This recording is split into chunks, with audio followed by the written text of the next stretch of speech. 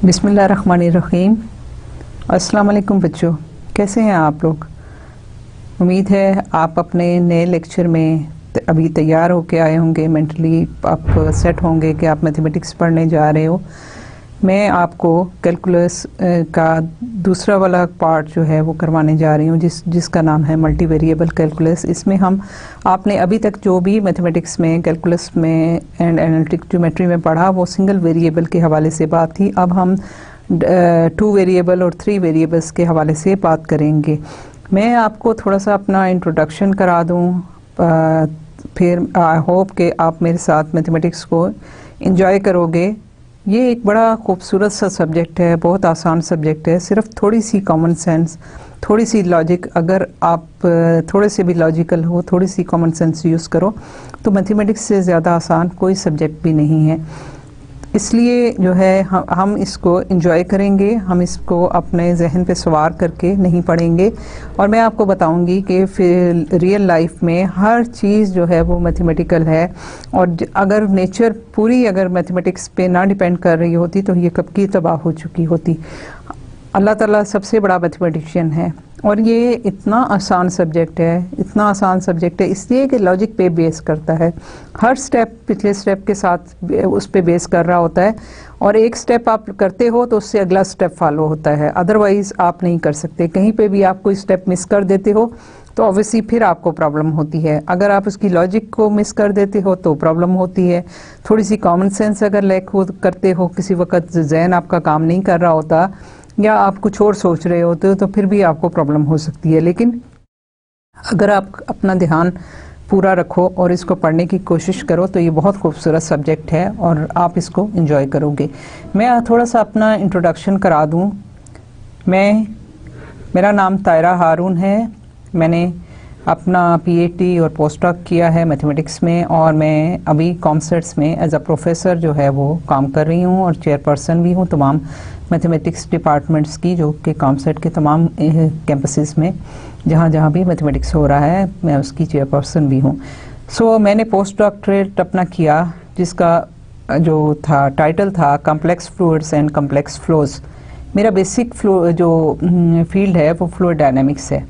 सो मैंने post doctorate किया from institute of non Newtonian fluid mechanics and centre of complex fluids, department of computer science, Swansea University, Wales, UK से 2007 में किया था। फिर उससे पहले मैंने पीएचडी की थी इन अप्लाइड कंप्यूटेशनल मैथमेटिक्स में, जिसमें टाइटल मेरा था non coaxial rotations of a porous disc for unsteady magnetohydrodynamic flows in Newtonian and non Newtonian fluids, जो कि कायद-ए-आज़म यूनिवर्सिटी से मैंने की थी, ठीक है, इस्लामाबाद से। फिर एमफिल भी मेरा कायद-ए-आज़म यूनिवर्सिटी से ही था जिसमें मेरा कंप्यूटेशनल मैथमेटिक्स था, जिसमें मैंने काम किया था mathematical modelling in the bay of Bengal, जहाँ मैंने सारा उसकी जो टाइडल वेव्स थी उनकी कैलकुलेशन की थी और उनके इफ़ेक्ट्स देखे थे कि कब ये ज़्यादा होती हैं और कब ये डिस्ट्रक्टिव होती हैं, कब ये लोग उस पे प्रोफाइल पे होती हैं। उससे पहले एमएससी भी मैंने कायद-ए-आज़म यूनिवर्सिटी से की अप्लाइड मैथमेटिक्स में। और मेरा एक्सपीरियंस जो है, जब मैंने एमएससी की तो इमीडिएटली मैंने जो है वो ज्वाइन कर ली थी जॉब। फिर उसके बाद मैंने एमफिल किया, उसके बाद मैंने शादी की, फिर उसके बाद मैंने पीएचडी किया और अभी लेटली मैं पोस्ट डॉक के लिए यूके गई थी। अभी मैं कॉमसेट्स इस्लामाबाद, कॉमसेट जो कि CIIT भी जिससे भी जाना जाता है, COMSATS institute of information technology Islamabad में हूँ, जहाँ मैं एज अ प्रोफेसर और चेयरपर्सन जो है वो काम कर रही हूँ। और मैंने इसको 1 सितंबर 2009 को ज्वाइन किया था। उससे पहले मैं एबटाबाद में थी और मैं 2002 से लेके 2009 तक जो है वो एबटाबाद में रही। वहाँ मैं हेड ऑफ़ द डिपार्टमेंट थी। मैंने ही मैथमेटिक्स डिपार्टमेंट को शुरू किया वहाँ पे और काफ़ी अर्सा तक मैं ही एक वाहिद वहाँ पे पीएचडी फैकल्टी में थी, मैथ्स की फैकल्टी में, और मैंने वहाँ पे एमएस शुरू किया और अभी तक वहाँ पे अब एमएस जो है वो काफ़ी सक्सेसफुली चल रहा है। अपने टाइम पे मैंने तकरीबन 9-10 जो हैं वो पीएचडीज़ को भी वहाँ पे इंडक्ट किया और बड़ी अच्छी, बड़ी स्ट्रॉन्ग फैकल्टी है और वहाँ से हमने एमएस किया और एमएस के स्टूडेंट्स से हमने काफ़ी इंटरनेशनल जर्नल्स में पब्लिकेशन जो हैं उनके साथ मेरी मौजूद हैं। वहाँ पे मैंने किया। उससे पहले जो है वो 1980 से 2002 तक मैंने जो है वो केरल को ज्वाइन किया था 1980 में, और मैं जो है साइंटिफिक ऑफिसर के तौर पे वहाँ पे गई, और फिर वहाँ से प्रमोट होते हुए प्रिंसिपल साइंटिफिक ऑफिसर तक मैं पहुँची। और मैंने फिर 2002 में जब मुझे एबटाबाद जाना पड़ा तो मैंने केरल को जो है ना वो वहाँ पे छोड़ा, और मैं एबटाबाद कॉमसेट को मैंने ज्वाइन कर लिया। मैंने अभी तक जो है वो क्योंकि मैंने आपको बताया कि एबटाबाद में हमने पीएचडी का प्रोग्राम नहीं किया था। शुरू हम सिर्फ एमएस का प्रोग्राम चला रहे थे, क्योंकि मेरे पास और बाकी पीएचडी फैकल्टी नहीं थी इतनी ज़्यादा जिसकी रिक्वायरमेंट होती है कि अब पीएचडी प्रोग्राम के लिए कम से कम 3 पीएचडी फैकल्टी में होने चाहिए। वहाँ पे तो नहीं था, लेकिन जब मैं 2009 में इस्लामाबाद आई तो उसके बाद से फिर मेरे पास सब पीएचडी स्टूडेंट्स भी हैं। एक मेरे पीएचडी स्टूडेंट ने 2012 में अपना पीएचडी कंप्लीट कर लिया है, और उसके बाद मैं 5 पीएचडी स्टूडेंट्स को सुपरवाइज कर रही हूँ। और इससे अलावा मैंने तकरीबन 30 से ज़्यादा एमएस स्टूडेंट्स को भी सुपरवाइज किया है। और जो मैंने एमएस और एमफिल और पीएचडी को जो क्लासेस पढ़ाई हैं उसमें फ्लूइड मैकेनिक्स का कोर्स है, न्यूमेरिकल कंप्यूटेशन का कोर्स है, मैग्नेटो हाइड्रोडायनेमिक्स है, न्यूमेरिकल लीनियर अलजेब्रा का कोर्स है। अभी भी मैं अपने पीएचडी और एमएस के स्टूडेंट्स को फ्लूइड के कोर्सेज पढ़ाती हूँ। उसके अलावा मैंने अंडरग्रेड्स को भी पढ़ाया है, इंजीनियर्स को पढ़ाया है, जिनमें उनको न्यूमेरिकल एनालिसिस पढ़ाया, न्यूमेरिकल कंप्यूटेशन पढ़ाया, मैथमेटिकल मॉडलिंग एंड सिमुलेशन पढ़ाई, लीनियर अलजेब्रा पढ़ाया, सोल्यूशन ऑफ डिफरेंशियल इक्वेशंस पढ़ाया, डिस्क्रीट मैथमेटिक्स भी पढ़ाया, और उसके अलावा कैलकुलस के कोर्सेज भी मैंने उनको पढ़ाए हैं। मेरी कंप्यूटर स्किल्स जो हैं वो मैंने मेन फ्रेम्स पे भी काम किया है, जिसमें वैक्स, डेक और एसटीआई सिस्टम शामिल हैं, और to solve large scale computational problems. ठीक है, बहुत बड़ी बड़ी मैट्रिसेस को हमने सॉल्व किया मेन फ्रेम्स पे। मैंने री इंजीनियर किया large scale computational problems to be implemented in heterogeneous distributed computing environment. और फिर लेटेक जो है वो एक साइंटिफिक डॉक्यूमेंट प्रिपरेशन सिस्टम है, जो कि अगर आप कोई भी इंटरनेशनल जर्नल में अपने पेपर भेजते हो, स्पेशली हम जो मैथमेटिक्स के लोग हैं तो बहुत ज़्यादा उसमें मैथमेटिक्स इन्वॉल्व होती है। ये जो सॉफ्टवेयर है ये हम यूज़ करते हैं, इसमें बड़ी खूबसूरत मैथमेटिकल इक्वेशन लिखी जा सकती हैं। मैंने लेटेक को एक्सटेंसिवली मेन फ्रेम पे भी यूज़ किया है और अब पीसी पे भी यूज़ करती हूँ। मैं इसके अलावा जो है मैथमेटिकल पैकेजेस भी यूज़ करती हूँ, जिसमें नैग लाइब्रेरीज हैं, मैथमेटिका है, मैपल है, टेकप्लॉट है, मैटटेक है, मैटलैब है, फोर्ट्रैन है, सिंपल प्लॉट है, एंड नोट है, कॉमन कंप्यूटर पैकेजेस इसके अलावा भी जैसे माइक्रोसॉफ्ट ऑफिस वर्ड है, एक्सेल है, पावर पॉइंट है, वीडियो है, इनको भी मैं आसानी से हैंडल कर लेती हूँ। मेरी पब्लिकेशंस जो हैं वो मोर देन 45 पेपर्स हैं, वो सारे के सारे इम्पैक्ट फैक्टर जर्नल के साथ इंटरनेशनल जर्नल में मेरी पब्लिकेशंस हैं। बुक चैप्टर जो है वो स्प्रिंगर वालों ने 2009 में मेरा एक बुक चैप्टर भी पब्लिश किया है, the dynamics of compressible Herschel Bulkley fluids in die swell flows. ये जो मेरा पोस्ट डॉक का काम था उसमें से एक पेपर मैंने किया है, जो कि आपका बुक है डैमेज एंड फ्रैक्चर मैकेनिक्स। उसमें failure analysis of engineering material and structures के हवाले से ये पेज नंबर्स हैं, जिनमें ये चैप्टर जो है वो इसका बुक का चैप्टर बना है। इसके अलावा मैं न्यूमेरिकल मेथड्स पे एक बुक लिख रही हूँ काफ़ी दिनों से, लेकिन बस शायद मैं बोर हो गई और कुछ मुझे टाइम की भी शॉर्टेज हो गई, जिसकी वजह से तकरीबन 90% काम हुआ है, लेकिन उसके बाद फिर वो पेंडिंग पड़ा है। इंशाल्लाह कोशिश करूँगी कि उसको कंप्लीट कर सकूँ, जो कि अंडरग्रेड और ग्रेजुएट लेवल पे काफ़ी काम आ सकती है। फिर मैं चीफ एडिटर रही proceeding computation complexity innovation and solution. ये हमने एक सिंपोजियम स्टार्ट किया था एबटाबाद कॉमसेट्स में, और उसको मैं हर साल करवाती रही। अभी मैं आ गई हूँ तो वो उसी तरह से कंटिन्यू है। उसकी प्रोसीडिंग्स जो हैं उसकी मैं चीफ एडिटर रही, और मैंने इनकी प्रोसीडिंग्स जो हैं वो छापी हैं। फिर मैं रिव्यूअर भी हूँ। मैं केमिकल इंजीनियरिंग कम्युनिकेशन है journal of mechanical engineering research है, international conference on frontier of information technology के पेपर्स की, मैथ्स के पेपर की रिव्यूअर हूँ। फिर इसके अलावा British journal of applied science and technology की भी मैं रिव्यूअर हूँ। इसके अलावा मेरी कोलैबोरेशन है इंटरनेशनल प्रोफेसर्स के साथ भी, डॉक्टर एम सिद्दीकी हैं जो कि department of mathematics York campus Pennsylvania state university में होते हैं। उसके अलावा प्रोफेसर डॉक्टर ब्रूस सी बैबकॉक हैं, वो भी पेंसिल्वेनिया स्टेट यूनिवर्सिटी में होते हैं। उसके अलावा डॉक्टर अली अंसारी हैं जो कि कुवैत में gulf university for science and technology वहाँ पे होते हैं। उसके अलावा प्रोफेसर एम.एफ. वेबस्टर हैं जो कि department of computer science Swansea University Swansea UK में होते हैं। इसके अलावा मैंने तकरीबन 25 से भी ज़्यादा नेशनल और इंटरनेशनल कॉन्फ्रेंसेस भी अटेंड की हैं। मेरे अवार्ड्स क्या हैं कि मैंने हमेशा मेरिट स्कॉलरशिप लिया थ्रू आउट माई करियर। मैंने MOU साइन करवाया स्वानजी यूनिवर्सिटी के साथ अपने कॉन्सेप्ट का। फिर मैंने पार्टिसिपेट किया establishment of distributed computing research lab Abbottabad में। फिर जो है वो setting up of computational environment on the LAN, ठीक है, extensive utilization of internet in research जो कि एबटाबाद में कल्चर नहीं था। मैंने उनको बच्चों को ये सारी चीज़ें मैं लेके चली और बड़ा माशाल्लाह अभी वहाँ पे बहुत अच्छा काम हो रहा है। Down sizing large scale computational system working and development in heterogeneous distributed computational environment.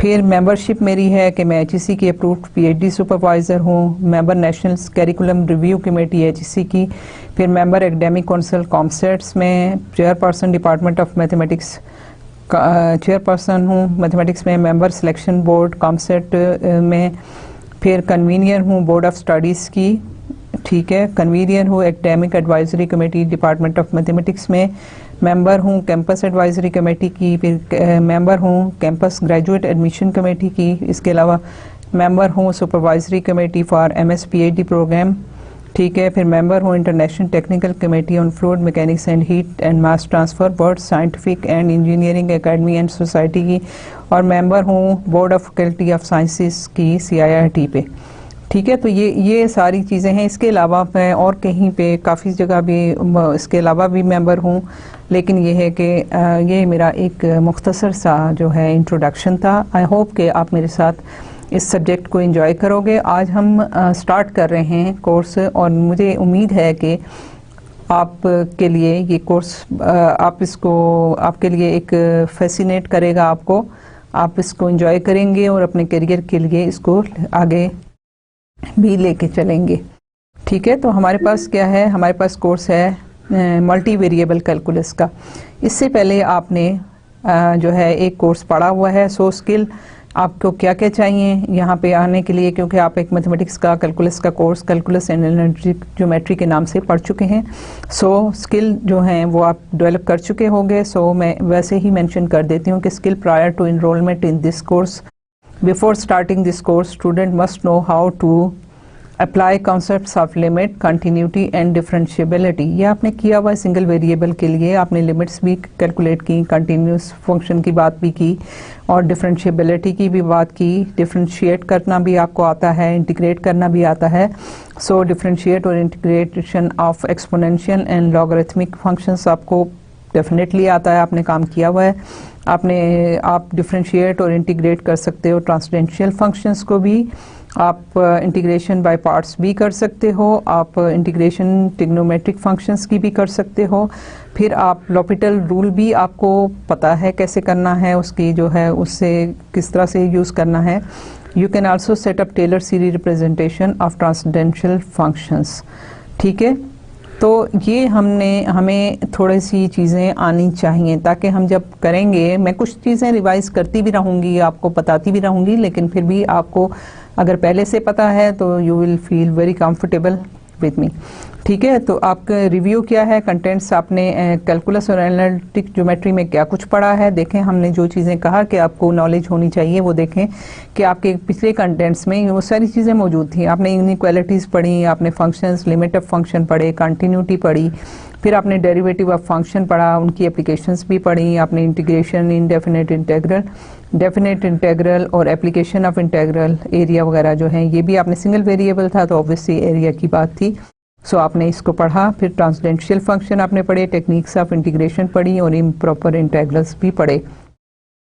इसके अलावा आपने इन्फिनिट सीरीज़ पढ़ा, limit of sequence of numbers पढ़ा, कन्वर्जेंस डाइवर्जेंस टेस्ट पढ़े, अल्टरनेटिंग सीरीज टेस्ट पढ़े, एब्सोल्यूट एंड कंडीशनल कन्वर्जेंस आपको पता है क्या होती है।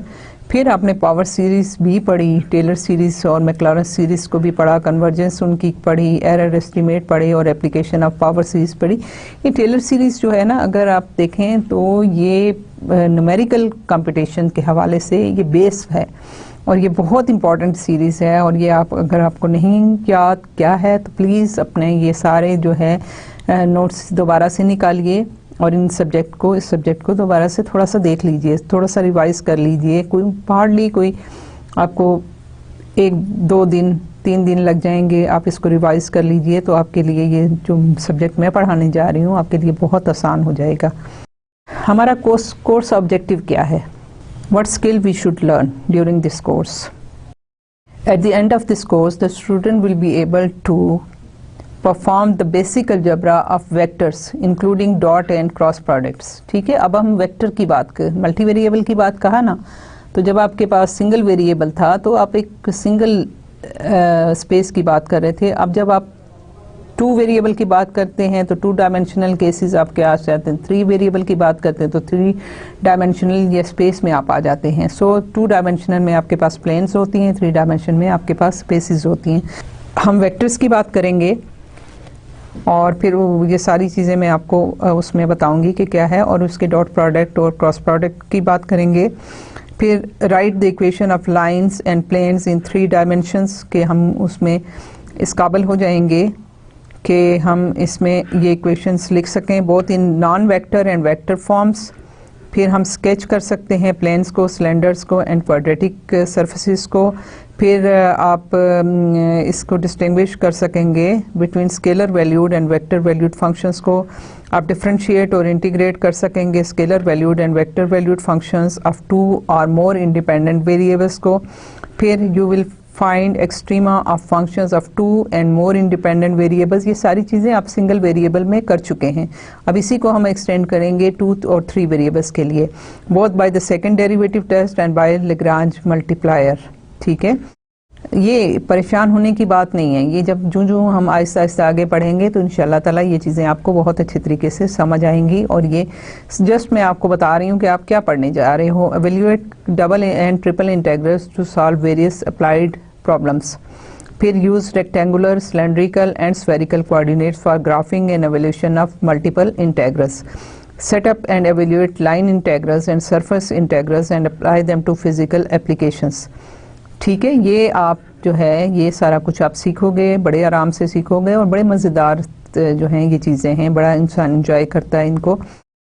अभी कोर्स आउटलाइन हमारे पास क्या है, हम सबसे पहले तो पैरामीटराइजेशन ऑफ प्लेन कर्व्स की बात करेंगे। उससे पहले मैं आपको ऑब्वियसली कॉनिक सेक्शंस की एक ज़रूर कराऊंगी, क्योंकि ये सारी जो हैं ये सारी आपकी ज्योमेट्री जो है वो उसमें कुछ जो हैं वो बेसिक शेप्स हैं जो कि हर शेप जो है वो उसमें कन्वर्ट हो जाती है। सो हमें जो है उससे पहले पैरामीटराइजेशन से पहले कॉनिक सेक्शन को देखना है थोड़ा सा, फिर उसके बाद पैरामीटराइजेशन ऑफ प्लेन कर्व्स की बात करेंगे, पोलर कोऑर्डिनेट्स की बात करेंगे, ग्राफिंग इन पोलर कोऑर्डिनेट्स है, वेक्टर्स इन प्लेन है, Cartesian coordinate and vector in plane and space. ठीक है, कार्टेशियन कोऑर्डिनेट्स के हवाले से करेंगे, डॉट प्रोडक्ट और क्रॉस प्रोडक्ट की बात करेंगे। फिर ये जो कार्टेशियन कोऑर्डिनेट है ये आपके सिंपल XYZ होते हैं, फिर उसको हम सिलेंड्रिकल और स्फेरिकल कोऑर्डिनेट्स की भी बात करेंगे। फिर introduction to vector valued function. ठीक है, वेक्टर वैल्यूड फंक्शन क्या होते हैं उसका इंट्रोडक्शन देंगे। फंक्शन ऑफ सेवरल वेरिएबल्स होगा। फिर सेवरल वेरिएबल्स की कंटिन्यूटी और लिमिट की बात करेंगे, उनकी डिफरेंशिएबिलिटी की बात करेंगे, पार्शियल डेरिवेटिव। ऑब्वियसली जब डेरिवेटिव करेंगे मोर देन वन वेरिएबल की तो वो पार्शियल डेरिवेटिव्स होंगे, डायरेक्शनल डेरिवेटिव्स भी होंगे, मैक्सिमा मिनिमा होगा, लैग्रांज मल्टीप्लायर होगा, डबल इंटीग्रल होंगे, इम्प्लिसिट फंक्शन थ्योरम होगा।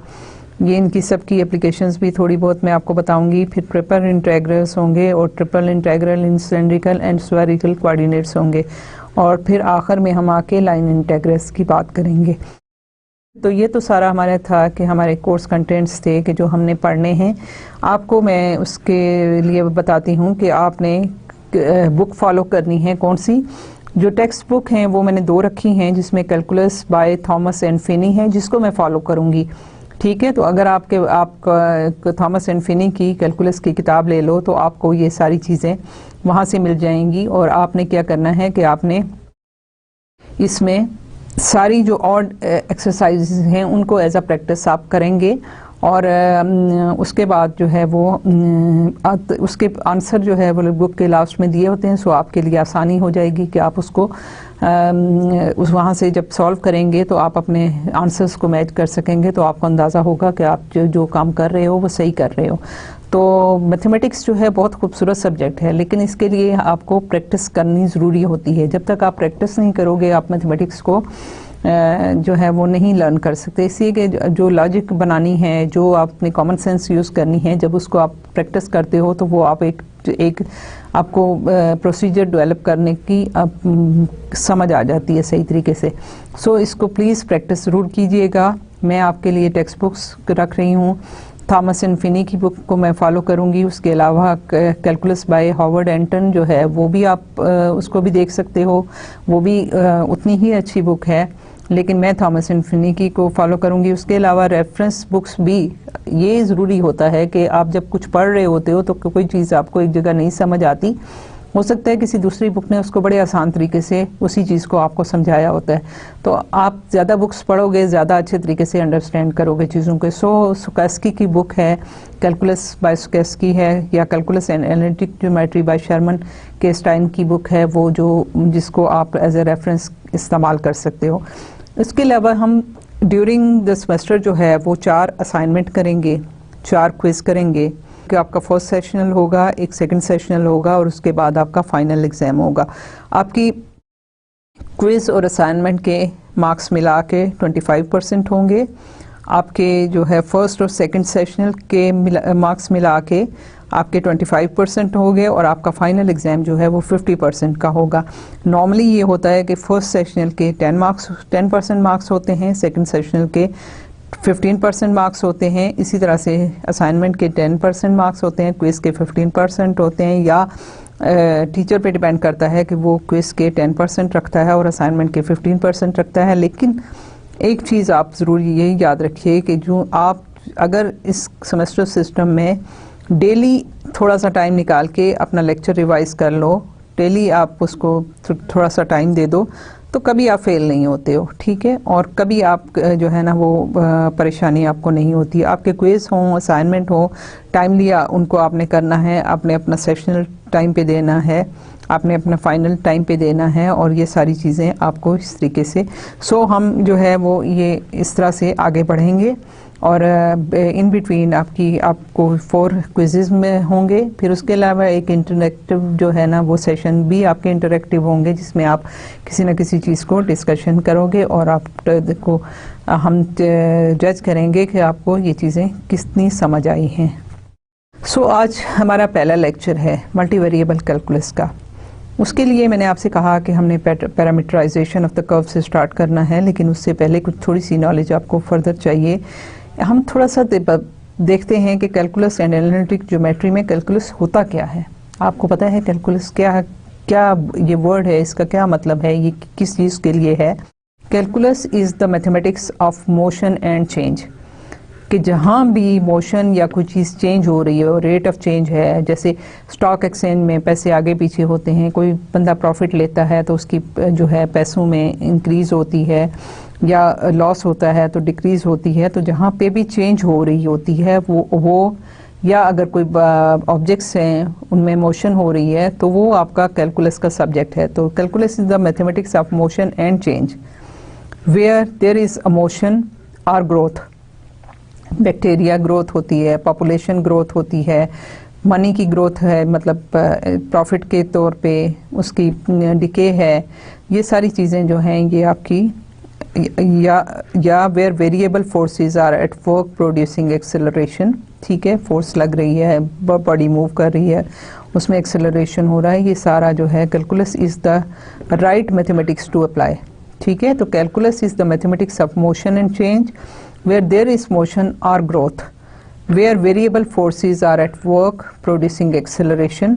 Calculus is the right mathematics to apply, ठीक है। तो mathematics concerned with describing the precise way in which changes in one variable relate to change in another, ठीक है। कि एक चीज़ में चेंज हो रही है तो दूसरी चीज़ में अकॉर्डिंगली चेंज होगी। एक आपका इंडिपेंडेंट वेरिएबल हो जाएगा, दूसरा आपका डिपेंडेंट वेरिएबल होगा। जिस तरह से अगर फर्ज करें गाड़ी मूव कर रही है और टाइम चेंज हो रहा है, तो टाइम आपका इंडिपेंडेंट वेरिएबल है। जो जो टाइम चेंज हो रहा है, गाड़ी चल रही है तो डिस्टेंस चेंज हो रहा है, उसकी स्पीड चेंज हो रही है। तो ये जो चीज़ें हैं ये आपकी एक टाइम चेंज होने से उसकी स्पीड, उसका डिस्टेंस चेंज हो रहा है। तो आप क्या है कि आपका टाइम जो है वो इंडिपेंडेंट वेरिएबल हो गया, और जो डिस्टेंस है वो उस पर डिपेंड कर रहा है कि कितने टाइम में कितना डिस्टेंस कवर होता है, सो वो डिपेंडेंट वेरिएबल हो जाता है। इसी तरह से अगर वेलोसिटी की बात करते हैं तो वेलोसिटी भी डिपेंडेंट वेरिएबल है, या एक्सेलरेशन की बात करें तो एक्सेलरेशन भी डिपेंडेंट वेरिएबल बन जाता है।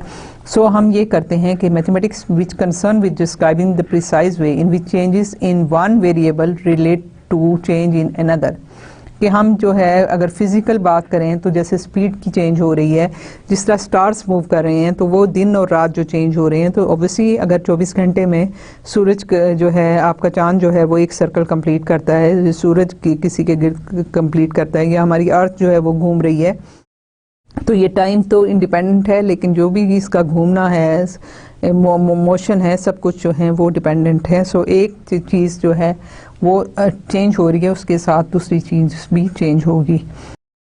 आगे देखते हैं कि एनालिटिक ज्योमेट्री क्या होती है। एनालिटिक ज्योमेट्री जो है, this is also called coordinate geometry.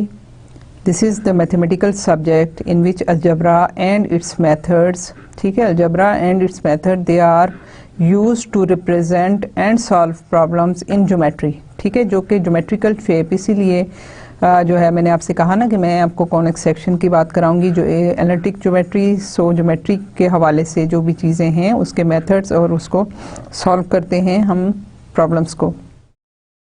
The importance of analytic geometry is that it establishes a correspondence between geometric curves and algebraic equations, ठीक है, कि आपकी ज्योमेट्रिक कर्व्स हैं और उनके साथ उनकी अल्जेब्राइक इक्वेशंस बनती हैं। सो ये आपस में एक करस्पॉन्डेंस जो है वो बनाती हैं। This correspondence make it possible to reformulate problems in geometry as equivalent problems in algebra and vice versa, कि आप अपनी ज्योमेट्री को मैथमेटिकल मॉडलिंग की बात जैसे हम कर रहे होते हैं ना, तो जब आप तो उसको नेक्स्ट स्टेजेस पे जब करेंगे तो ये होता है कि आपके पास एक फिजिकल प्रॉब्लम होता है, आप उसको मैथमेटिकल इक्वेशंस में कन्वर्ट करते हैं, फिर उसको आप सॉल्व करते हैं। जब आपके पास रिज़ल्ट आ जाता है तो उस रिज़ल्ट को आप अपने फिज़िकल प्रॉब्लम के साथ पे इम्प्लीमेंट करते हैं और आपको चीज़ें जो हैं वो सही मिल जाती हैं। फॉर एग्ज़ाम्पल देखें, आप ये अभी तो आप बहुत बच्चे हो, लेकिन ऑब्वियसली अपने अपने पेरेंट्स से, अपने दोस्तों से, अपने बड़ों से ज़रूर सुना होगा कि जब से कंप्यूटर आया है ज़िंदगी इतनी चेंज हो गई है। इन 30-40 इयर्स में कम्प्लीटली जो है ना वो चेंज हो गया है। आप देखें इतनी जल्दी चीज़ें इम्प्रूव हो रही हैं। आपने पढ़ा होगा राइट ब्रदर्स ने जो जहाज़ बनाया था और उस पर उन्होंने हिट एंड ट्रायल कर करके अल्टीमेटली वो इस कामयाब हो गए थे उसकी फ़्लाइट के लिए। लेकिन आजकल क्या होता है, आजकल किसी हिट एंड ट्रायल की ज़रूरत नहीं होती। बहुत बड़े बड़े प्रोजेक्ट्स, बहुत बड़ी बड़ी चीज़ें जो हैं वो बन रही हैं, बहुत सोफिस्टिकेटेड चीज़ें बन रही हैं। लेकिन क्या होता है कि उसको कंप्यूटर पे वो इक्वेशंस बनाते हैं और उन इक्वेशंस को, क्योंकि वो फिज़िकल प्रॉब्लम्स हैं और फिज़िकल प्रॉब्लम हमेशा बहुत कॉम्प्लिकेटेड होते हैं। कोई चीज़ भी आप में, कोई फैक्टर भी आप उसका इग्नोर नहीं करते, सो बहुत कॉम्प्लिकेटेड मॉडल बनता है। जब उस मॉडल को मैथमेटिकल इक्वेशंस में ट्रांसफॉर्म करते हैं, फिर उसको कंप्यूटर्स पे सॉल्व करते हैं, जो कि हाथ से सॉल्व करना बहुत मुश्किल होता है या नामुमकिन है। तो उसको जब सॉल्व करने के बाद उनको डाटा मिलता है, तो वो डाटा फिर दोबारा से वो अपने प्रॉब्लम के लिए वो फीड करते हैं, तो उनको बगैर किसी फेलियर के 99.99% जो है विदाउट फेलियर उनको वो चीज़ प्रोडक्ट मिल जाती है। सो आपने आजकल के ज़माने में फेलियर की खबरें बहुत कम सुनी होंगी। जिस तरह से कोई सैटेलाइट जो है वो स्पेस में भेजी है, या कोई मार्स के गिर्द जो है वो सैटेलाइट गई है, या कोई भी जो चीज़ें बड़ी बड़ी वो कर रहे हैं नासा वगैरह वाले, या कोई कर रहे हैं जो एक्सपेरिमेंट्स कर रहे हैं, मिसाइल्स के एक्सपेरिमेंट कर रहे हैं, उसमें फेलियर के चांसेस बहुत कम हैं, इसलिए कि वो सारा मॉडल आप कर लेते हैं मैथमेटिकल। सो यहाँ पे यही बात कह रहे हैं कि correspondence make it possible to reformulate problems in geometry as equivalent problem in algebra and vice versa, कि आप अपनी फिजिकल चीज़ों को मैथमेटिक्स में कन्वर्ट कर सकते हो। मैथमेटिकल चीज़ों को आप फिर दोबारा से इम्प्लीमेंट करते हो अपने रियल लाइफ प्रॉब्लम्स पे। सो ये बहुत इंपॉर्टेंट सब्जेक्ट है और बड़ा मज़ेदार है।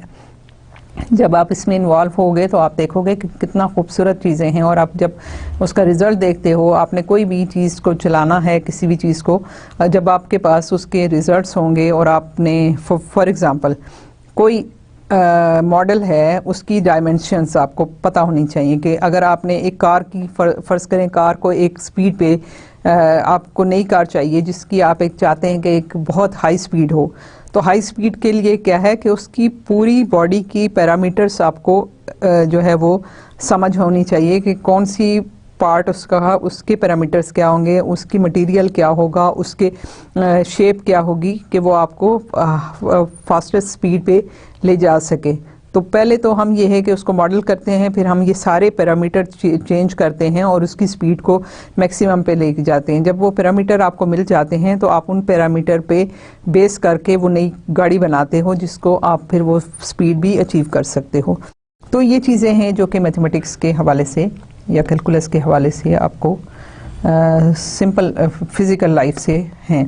For example the computers create animations for display in games and films by manipulating algebraic equations. अब ये देखें, ये तो आप सारे खेलते रहते हो ना कंप्यूटर पे, गेम्स वगैरह और एनिमेशन आप देखते हो, सारा कुछ देखते हो। तो ये है कि हमारे पास जो है कि computer create animations for display in games and films by manipulating algebraic equations. अब देखें आजकल कार्टून मूवीज़ आ रही हैं, आजकल एनिमेशंस बेतहाशा आ रही हैं, बिल्कुल रियल टाइप की, तो उसमें सिर्फ ये अलजेब्राइक इक्वेशंस ही यूज़ हो रही हैं जो कि मैथमेटिक्स की हैं। सो आप भी कर सकते हैं, आप भी इसको देखें, आप भी मैथमेटिक्स को समझें, तो फिर आप जो चाहें उससे बना सकते हैं, उसको यूटिलाइज़ कर सकते हैं। सो हम आज का टॉपिक यहाँ शुरू करने जा रहे हैं जो कि है कॉनिक सेक्शन से। हम शुरू करते हैं। कॉनिक सेक्शन होता क्या है? फ़ोन आपने ये देखी, ठीक है, ये डबल कोन है, आइसक्रीम की कोन होती है ना, ये ऊपर भी आपके पास एक कोन है, ये ऊपर कोन है और इसी का रिवर्स नीचे एक और कोन है। सो ये डबल कोन है और इस कोन से कुछ शेप्स बनती हैं। सो इस सारी शेप्स को कंबाइन करके हम उसको कॉनिक सेक्शन कहते हैं।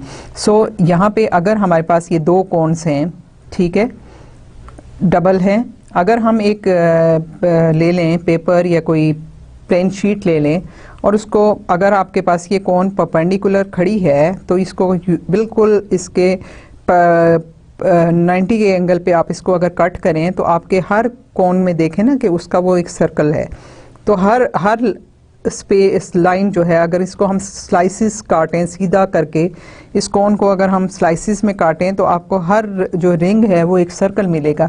सो circle plane which is perpendicular to cone axis. Cone axis क्या है कि जो जिसके सिमेट्री है, जो यहाँ से आप देखिए ना, इसके इधर भी डिस्टेंस, इधर भी डिस्टेंस, इधर भी डिस्टेंस, ये सारा बराबर है।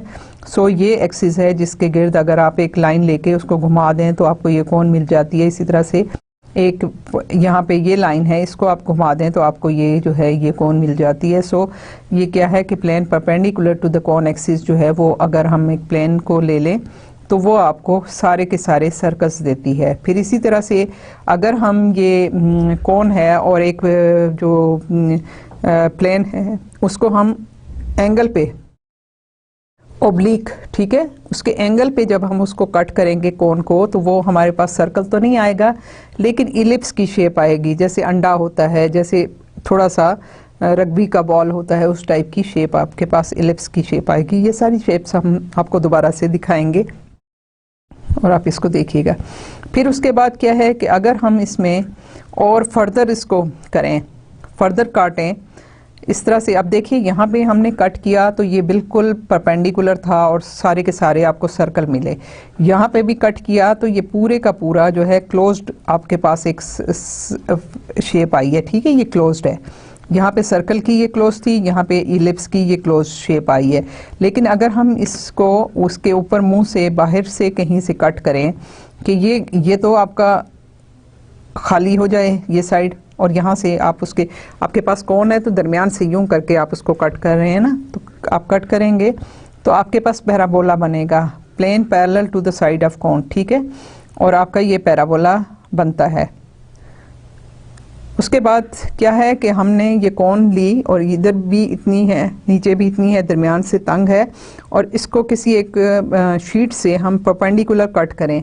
जब परपेंडिकुलर कट करेंगे तो कुछ हिस्सा कौन ऊपर वाली कौन का कटेगा, कुछ हिस्सा कौन का नीचे वाला कटेगा। सो वो शेप जो बनेगी दो जिसमें ये आपको शेप्स मिलती हैं इकट्ठी, वो आपका हाइपरबोला होता है, ठीक है, हाफ ऑफ कौन।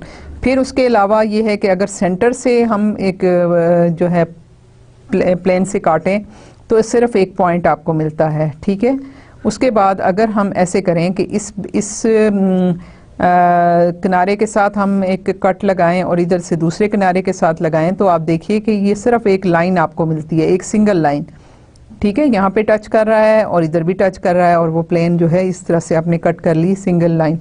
और फिर इसी तरह से अगर आप सीधा बिल्कुल सेंटर से काटें कि उसके जो पॉइंट है पॉइंट से भी गुजरे और ऊपर से बिल्कुल सीधी काटें तो क्या होगा कि एक लाइन यूं होगी, एक लाइन यूं होगी, बाकी वो कट जो है हाफ। तो पेयर ऑफ इंटरसेक्टिंग लाइंस जो है वो, तो आपको इस दो कोण से हर तरह की शेप मिल जाती है। सो हमारे पास क्या है, हम इसलिए इसको कॉनिक सेक्शन कहते हैं। तो अब हम आते हैं पहली बात जो हमने कहा कि पहले जब आपके पास कोन है और उसको परपेंडिकुलर प्लेन से कट करेंगे तो आपको हर स्लाइस जो है वो सर्कल मिलेगा।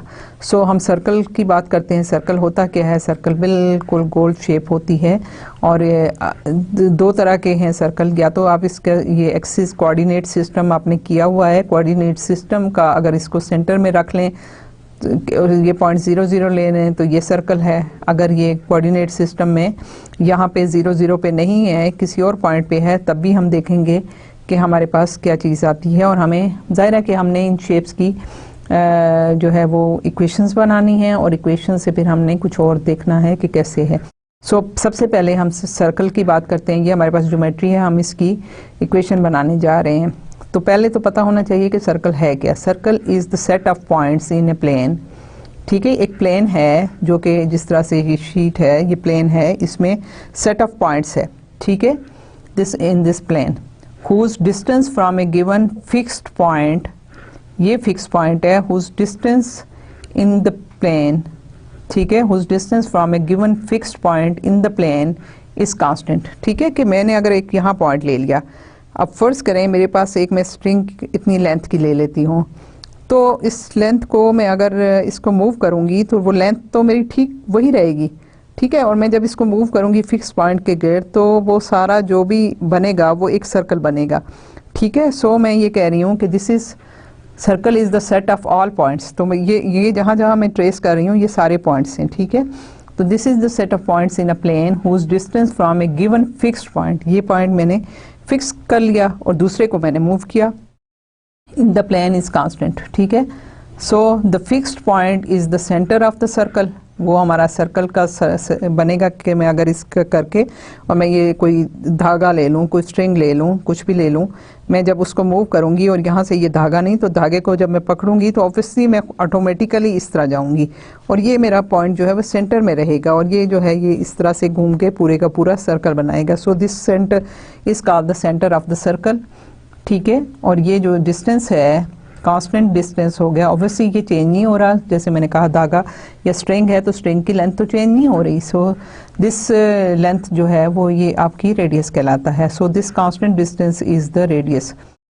इक्वेशन सर्कल की कैसे बनेगी? अब ये तो मैंने आपको बताया ना कि ये क्या सर्कल होता क्या है। सर्कल ये होता है कि एक फिक्स पॉइंट है और एक दूसरा पॉइंट है, उसका डिस्टेंस इस फिक्स पॉइंट से कभी चेंज नहीं होता। अब देखिए ये डिस्टेंस r है, अगर मैं इस r को चेंज नहीं करती और ये इसी तरह मूव करेगा, लेकिन अगर मैं r को चेंज करती हूँ तो फिर ये शेप नहीं बनेगी, वो फिर कहीं और जाएगा, छोटा होगा तो इधर आएगा, बड़ा होगा तो बाहर जाएगा। सो हमारे पास जो है वो सर्कल का ये डेफिनेशन है। सो अब मैं उसको मैथमेटिकल उसमें जाना चाहती हूँ, इसकी इक्वेशन लिखना चाहती हूँ। सो मैं इक्वेशन कैसे लिखूँगी? पहले तो आपको डिस्टेंस फार्मूला पता है, ठीक है, आपने इसको पहले किया है, पिछले कोर्स में किया है कि अगर हमारे पास कोई भी दो पॉइंट्स हैं, ठीक है, यहाँ पे एक पॉइंट P है, मेरे पास कोई भी कोऑर्डिनेट सिस्टम है, ठीक है, ये x है, इसको मैं y ले लेती हूँ, ये मेरे पास पॉइंट जो है वो है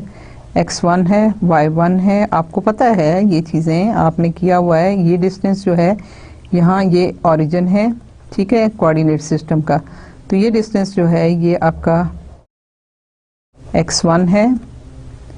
y पे इधर से परपेंडिकुलर ड्रा करें तो ये डिस्टेंस आपका y1 है। एक और पॉइंट अगर मैं यहाँ ले लूँ q और इसका डिस्टेंस है x2 y2, तो इससे यहाँ से परपेंडिकुलर मैं ड्रा करती हूँ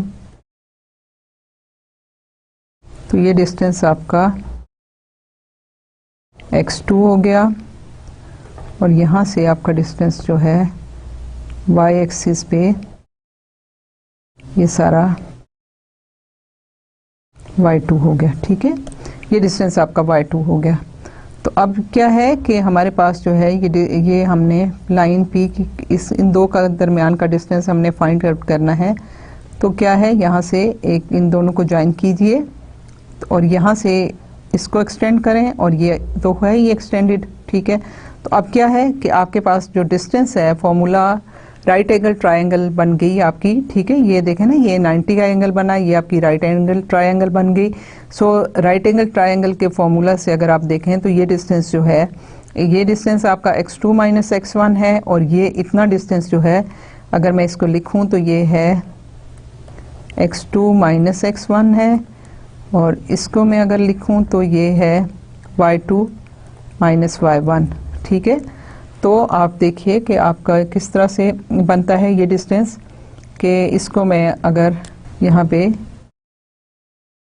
इसको डेल्टा x कह दूं, ठीक है। ये डिस्टेंस जो है वो डेल्टा x है, ये डिस्टेंस जो है वो डेल्टा y है।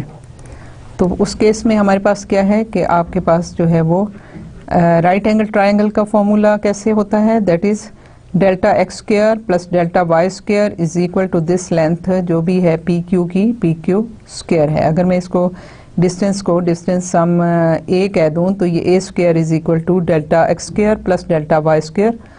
तो आपका ये वैल्यू इस तरह बनती है। So distance between the point P and Q is equal to delta x square plus delta y square.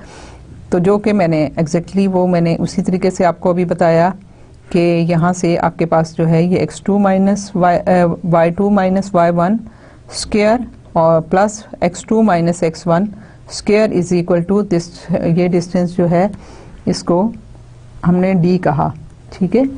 ये डिस्टेंस जो है p और q के दरमियान ये डिस्टेंस d है।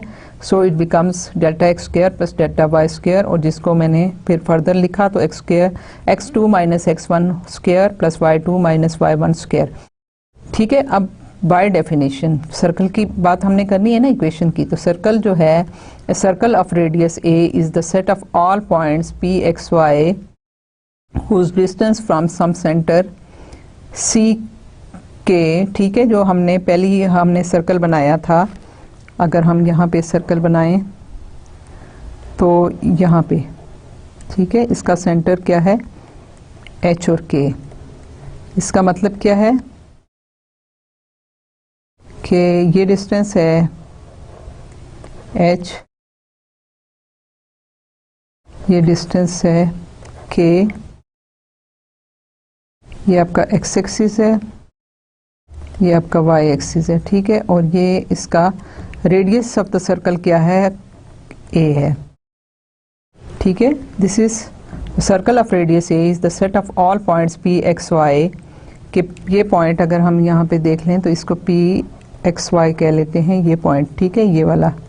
This is the set of all points, ठीक है, whose distance from some centre c point है ये वाला, ये पॉइंट c है और इसके कोऑर्डिनेट्स हैं x कोऑर्डिनेट h है और y कोऑर्डिनेट k। ये डिस्टेंस फिक्स डिस्टेंस है, यहाँ से उसका डिस्टेंस जो है वो ये है इक्वल टू a, ठीक है, रेडियस a है और ये डिस्टेंस पॉइंट P के साथ C और P जो है ना ये remains always equal to a। From the distance formula P lies on the circle if and only if x minus h। अब क्या है, जैसे हमने पहले किया तो वो हमारे पास हो गया, क्योंकि आपने देखा कि x माइनस एच का जब स्क्वायर लेंगे तो बेशक h माइनस एक्स लिख लें या x माइनस एच लिख लें, जब स्क्वायर होगा तो वो दैट विल रिमेन पॉजिटिव। सो इससे कोई फ़र्क नहीं पड़ता कि आपने p कहाँ लिया। तो हमारे पास क्या है, ये है यहाँ पे, अगर मैंने यहाँ पॉइंट ले लिया तो भी कोई फ़र्क नहीं पड़ता। ये डिस्टेंस आपके पास जो है ये px है, तो ये डिस्टेंस x है और ये डिस्टेंस आपका y है। ठीक है, तो आपने क्या किया कि आपके पास ये ट्रायंगल बनी। सो आपके पास क्या है, h माइनस एक्स स्क्वायर और k y minus k square. यहाँ से आप देखें y माइनस, ठीक है, y माइनस ये डिस्टेंस k है, तो y माइनस के स्क्वायर जो है वो आपको a जो है ये वैल्यू देता है। So a square is equal to h minus x square plus k minus y square और अंडर रूट। ठीक है, h स्क्वायर है तो अंडर रूट नहीं होगा वरना अंडर रूट होगा। सो हमारे पास जो है यहाँ से ये आ जाता है कि from the distance formula p lies on the circle if and only if x minus h square plus y minus k square square root is equal to a distance. ठीक है, ये आपके पास a है। सो अगर हम स्क्वायर ले लें दोनों साइड पे तो x minus h square plus y minus k square is equal to a square. This equation is the standard equation of a circle with centre hk। ठीक है, ये आपका सेंटर है। सो जब भी इस फॉर्म में आप लिखेंगे तो ये जो दो कंपोनेंट हैं ये आपको सेंटर का पॉइंट देंगे, ये आपको रेडियस देगा। So and radius a। ठीक है, this circle of radius 1, the circle of radius 1 कि जब a की वैल्यू 1 हो जाती है तो फिर क्या है, हम उसको यूनिट सर्कल कहते हैं। और and centred at the origin. ठीक है, कि ओरिजिन पे उसका सेंटर हो जाए इज द यूनिट सर्कल। ठीक है, और अगर हमारे पास ये 1 हो जाए तो हमारे पास वो यूनिट सर्कल आ जाता है with centre at h and k। और अगर उसका सेंटर ओरिजिन पे आ जाए, जहाँ पे हमने आपको पहले भी बताया, लेकिन ये है कि यहाँ देख लीजिए कि आपके पास अगर ये है x है, ये y है और ये इसका सेंटर है 0 0, और आपके पास अगर एक सर्कल है जिसका सेंटर जो है वो आपके पास ये है, ये सेंटर है, और ये डिस्टेंस अगर 1 है तो ये आपका यूनिट सर्कल है जिसकी equation x square plus y square, क्योंकि अब जो है h और k 0 0 हो गए। सो 0 जब हुए तो ये x स्क्वायर हो गया, ये y स्क्वायर हो गया और ये इसकी वैल्यू 1 है। सो आपके पास ये जो है यूनिट सर्कल की इक्वेशन आ गई। अब find the centre and radius of the circle.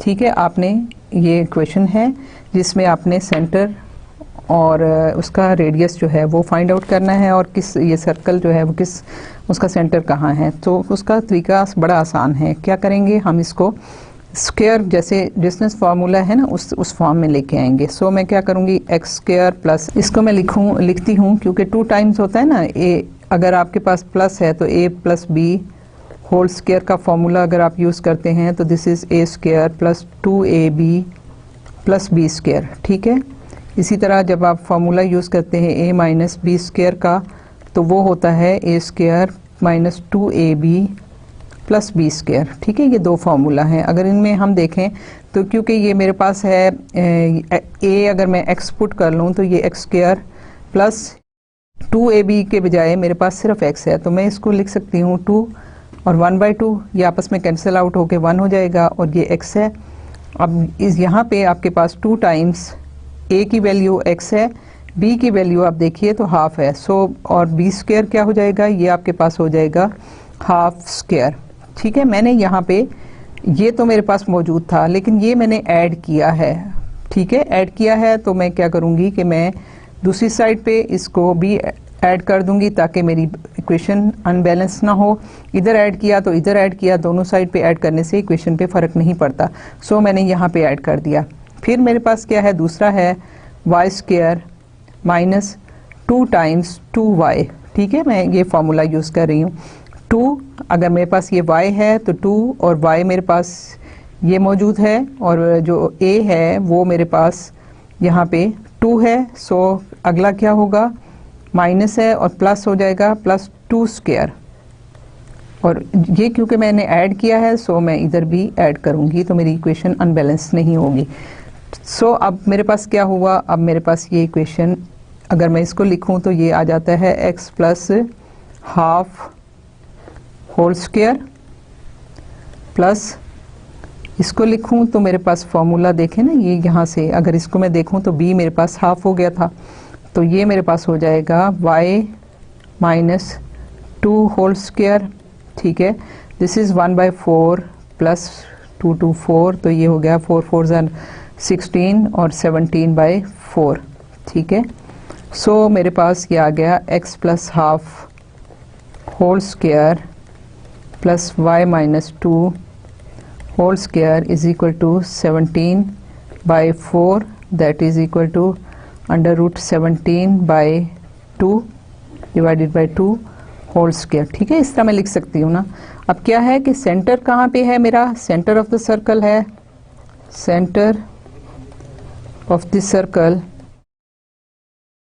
Circle जो है वो है, ये देखिए वो क्या था, x माइनस एच, ये माइनस और माइनस हम करें तो ये हम इसको लिख सकते हैं ना, x minus half square, minus minus plus हो जाएगा, वही चीज़ मिलेगी आपको, और y माइनस 2 होल स्क्वायर है is equal to under root 17/2 square है। सो सेंटर आपके पास हो गया माइनस हाफ और 2 पे, और रेडियस क्या है, रेडियस ऑफ द सर्कल जो है वो है अंडर रूट 17/2, ये उसकी रेडियस है। सो हमने इस इक्वेशन को कर लिया कि हमारे पास जो सर्कल है, सो अगर मैं इसको ड्रा करना चाहूँ तो मेरे पास ये है एक्स एक्सिस है, ये वाई एक्सिस है, एक्स एक्सिस पे यहाँ मैं अगर मैं इस साइड पे माइनस को एक्सटेंड करूँ माइनस एक्स, तो मैं इसको अगर यहाँ पे इतनी यूनिट ले लूँ माइनस हाफ, और y जो है फिर ज़ाहिर डबल इसका हो जाएगा ये 2, ये पॉइंट है। सो मेरे पास जो सर्कल है इसका रेडियस जो है वो तकरीबन कितना बनेगा, 4 4 2 और 3 के जो भी है एक रेडियस के साथ ये सेंटर पे आपके पास जो है यहाँ सेंटर आपके आता है, जो कि इसका रेडियस ये है, इस टाइप का सर्कल आपको मिलेगा। उसके अलावा एक और इक्वेशन है, अगर हम उसको भी देखें, find the centre and radius of the circle, ठीक है। तो उसमें आपके पास क्या है, यहाँ पे देखिए, फिर हम इसको परफेक्ट स्क्वायर बनाना चाहते हैं, तो अगर एक्स स्क्वायर प्लस 4x है plus y square minus 6x है, 6y है, इसको मैं 3 को दूसरी साइड पे ले जाऊँ क्योंकि मुझे कांस्टेंट दूसरी साइड पे ही चाहिए। अब ये है कि x प्लस, अगर मैं इसको यहाँ से परफेक्ट स्क्वायर बना दूँ और इसको भी परफेक्ट स्क्वायर बना दूँ -3 स्क्वायर, तो मैंने यहाँ क्या ऐड किया, मैंने 4 ऐड किया और यहाँ मैंने ऐड किया 9, ठीक है, प्लस 3, तो ये आपके पास वैल्यू आ जाती है 437 और 9 16। तो आपके पास क्या आ गया, ये आपके पास परफेक्ट स्क्वायर बन गया। मतलब सिंपल है कि मैंने यहाँ पे ऐड किया 4 को, ठीक है, और मैंने यहाँ ऐड किया 9 को, और मैंने फिर 4 इधर ऐड कर दिया, 9 इधर ऐड कर दिया, और फिर ये मेरे पास परफेक्ट स्क्वायर ऐसे बन गया। सो आपके पास जो है वो सेंटर ऑफ द सर्कल क्या है, सेंटर ऑफ द सर्कल है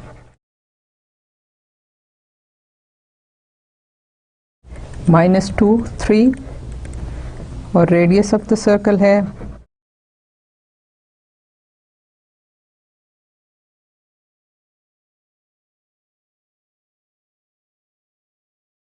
4, क्योंकि ये जो है ये है 16 4 स्क्वायर। सो ये मेरे पास जो है 4 स्क्वायर, ये आपका रेडियस हो गया सर्कल का। ये तो थी सर्कल की बात, ठीक है, सिंपल सी फिगर थी, सिंपल सी चीज़ थी। अब हम आते हैं एक और शेप की तरफ। हमने आपको बताया कि कौन के साथ अगर उसकी प्लेन शीट को हम डिफरेंट एंगल पे उसको कट करेंगे कौन को, तो हमें डिफरेंट शेप्स मिलेंगी। सो हमें पैराबोला भी मिलता है जब हम उसको ऐसे थोड़ा सा कट करते हैं उसके अंदर से, ताकि इधर से ये ओपन रहे कौन, अगर ये कौन है तो इधर से ओपन रहे, और इधर से हम जब इसको कट करते हैं तो यहाँ से तो ओपन है लेकिन वहाँ से जाके वो इस तरह की शेप बना रही है। सो पैराबोला वो शेप बनती है। तो पैराबोला होता क्या है, किस तरह हम डिफाइन करते हैं, set of points in plane, ठीक है, उसी तरह से है the set of points in plane equi distance from a given fixed point, ठीक है, equi distance from a given fixed point and a given fixed line in the plane, कि एक प्लेन में जहाँ पे एक लाइन आप ड्रॉ करें और एक पॉइंट ले लें, वहाँ से अगर आप इस लाइन पे, ठीक है, इस लाइन से एक परपेंडिकुलर लें, ठीक है, जो भी है ये लाइन आप ले लें और ये परपेंडिकुलर यहाँ से लें और यहाँ से आपके पास जो है वो पॉइंट है, तो ये डिस्टेंस जो है जहाँ सेम रहे, ठीक है, आपके पास यहाँ से आप लें तो ये स्ट्रिंग इतनी है, उधर जाएंगे तो फिर आपके पास जो है वो स्ट्रिंग ये भी बड़ी हो जाएगी, फिर इसी तरह से उसी लाइन पे आप जाएं, उसका परपेंडिकुलर ड्रा करें और इस पॉइंट से आप एक लाइन ड्रा करें, वही पॉइंट फिक्स आपने किया हुआ है, उस पॉइंट से आप जब करेंगे उतना ही डिस्टेंस, तो फिर एक और पॉइंट मिलेगा। सो इस तरह से जाके आपके पास जो है ये शेप बन रही है। अगर आप देखें तो ये आपके पास एक फिक्स पॉइंट है, ठीक है, और ये फिक्स लाइन है, ये फिक्स लाइन है, ये फिक्स पॉइंट है एफ, ये डिस्टेंस और ये डिस्टेंस बराबर है, ये लेंथ और ये लेंथ बराबर है, ये लेंथ और ये लेंथ बराबर है, ठीक है। इसी तरह से जब आप इसी पॉइंट से यहाँ जाएंगे तो वो लेंथ और ये लेंथ बराबर होगी। सो ये this is the set of points in the plane which are equi distance from a given fixed point and a given fixed line in the plane, ठीक है। तो ये पैराबोला, इस तरह की जो शेप बनती है वो पैराबोला कहलाती है। The fixed point is the focus of the parabola, ये जो फिक्स पॉइंट है इसको हम पैराबोला का फोकस कहते हैं, ठीक है। The fixed line is the directrix of the parabola, ठीक है, ये आपकी लाइन को डायरेक्ट्रिस कहते हैं।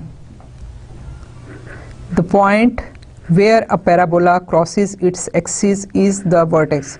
एक्सिस क्या होता है? जहाँ पे सिमेट्री होती है, ये लाइन है जहाँ पे आपका पैराबोला क्रॉस कर रहा है, ये लाइन, ठीक है, this is the axis of symmetry, के वो उतना ही शेप उधर है, उतनी शेप इस तरफ है, एग्जैक्टली उसी का मिरर इमेज है, तो ये आपकी जो है ये एक्सिस ऑफ वर्टेक्स है, ठीक है। तो ये जो एक्सिस है ये जहाँ पे क्रॉस करता है पैराबोला को, ये पॉइंट आपका वर्टेक्स कहलाता है, ठीक है। इस पॉइंट को बेशक ये आपके एक्स एक्सिस के ऊपर हो या कहीं और किसी और जगह भी इसको मूव कर दें, लेकिन जहाँ पे ये सिमेट्री वाला एक्सिस है ये पैराबोला को क्रॉस करेगा, वो उसका वर्टेक्स कहलाएगा, वो point. The distance between the focus point and the vertex point, distance between the focus point and the vertex point, ये distance is the parabola's focal length, focus ये है, ये फोकल लेंथ कहलाती है, ठीक है। तो ये तो है पैराबोला का सारा, इसका वर्टेक्स ये वाला है, इसका फोकस ये है और यहाँ से ये लेंथ जो है ये फोकल लेंथ है, ठीक है। और ये डिस्टेंस ऑब्वियसली इसका जो है वो आपके पास आता है। ये पैराबोला है, इसका एक्सिस ऑफ सिमेट्री क्या है? एक्स एक्सिस है। ये पैराबोला है जिसका एक्सिस ऑफ सिमेट्री जो है वाई एक्सिस है, ठीक है। तो हमारे पास जो हैं ये ऐसे पोजीशंस बनती हैं। सो अब हम आते हैं इक्वेशन ऑफ पैराबोला की। अब हमें देखें हमारी डेफिनेशन से क्या है कि they are equi distance from a given fixed point and a given fixed line in the plane.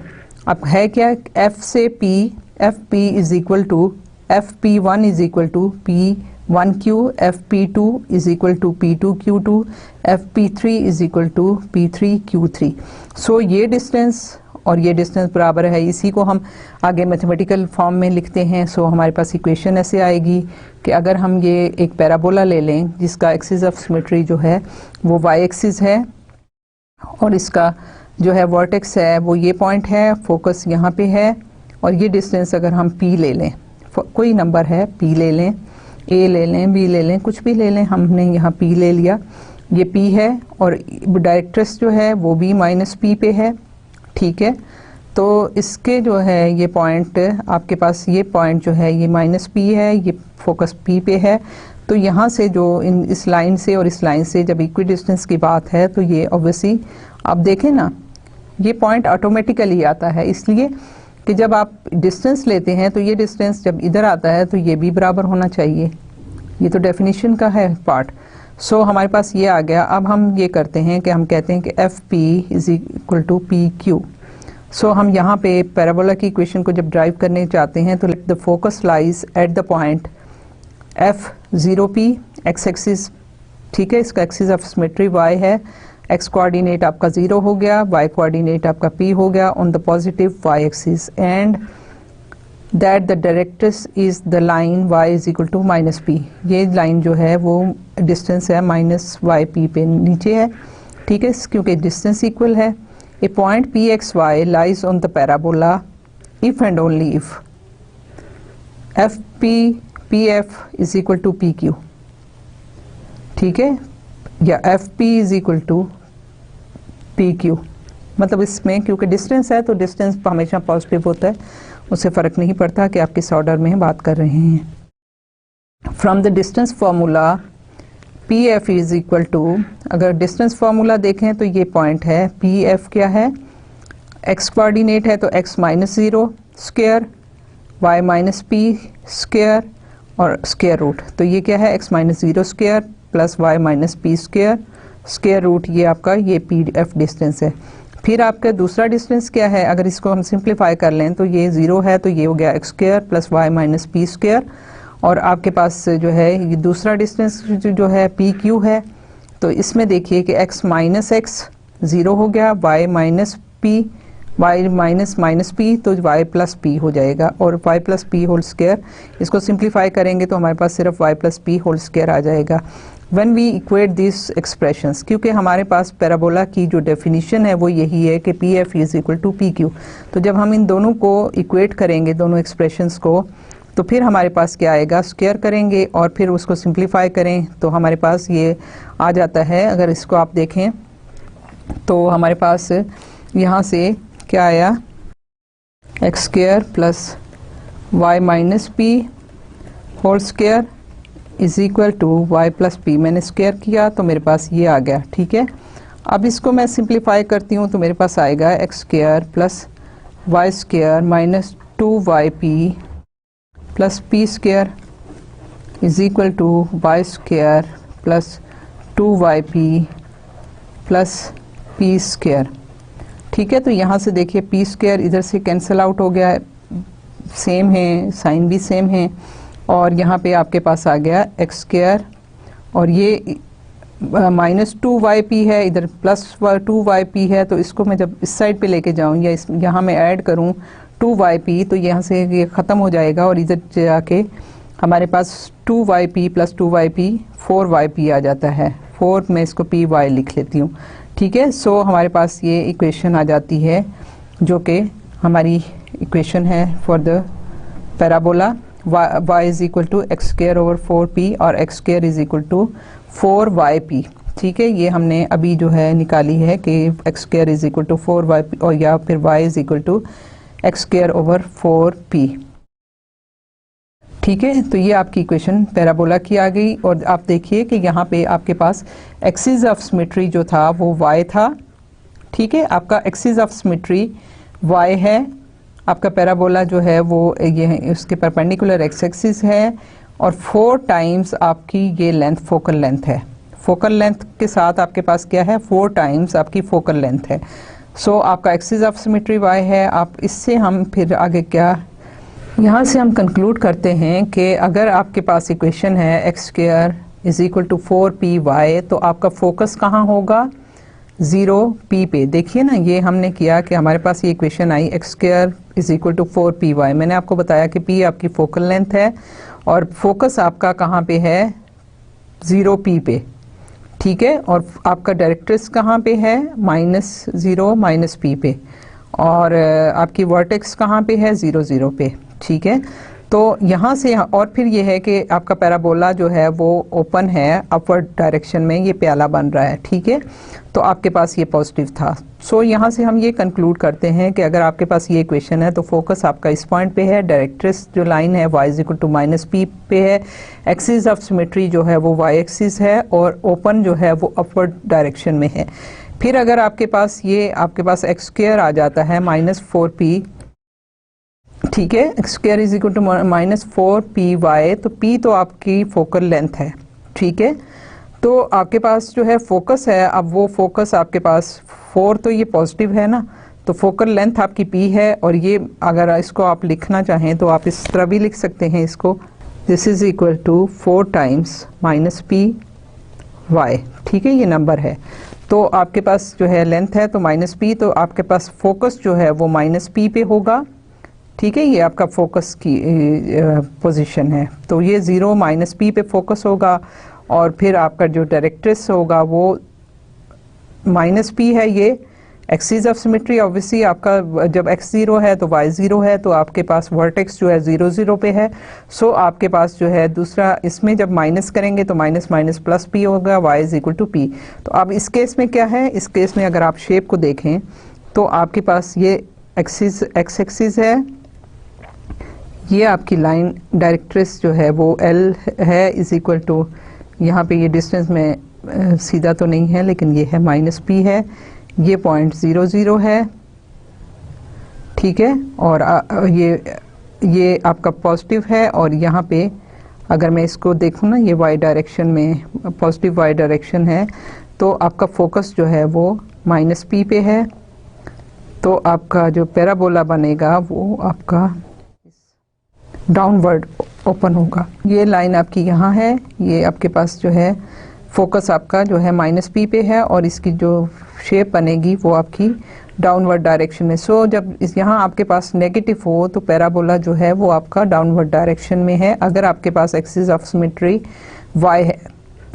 अगर आपके पास इक्वेशन की ये फॉर्म आती है y square is equal to 4pxy, अब ये देखिए ये x है, सो इसका एक्सिस ऑफ सिमेट्री जो है वो x है, p उसका फोकल लेंथ है, सो उसका जो फोकस, अब क्योंकि एक्सिस ऑफ सिमेट्री है उसका x एक्सिस आ गया, तो उस केस में आपके पास क्या है कि आपका पैराबोला जो है वो ये पॉइंट अगर 0 0 है और आपके पास 4px है, तो फोकस आपके पास यहाँ पे f जो है वो यहाँ पे, अब x जो है वो p है और 0 है, इसकी डायरेक्ट्रिस लाइन जो है वो इस डिस्टेंस पे होगी, माइनस पी 0 पे ये लाइन होगी और पैराबोला आपका एक्सिस ऑफ सिमेट्री, ठीक है, ये होगा।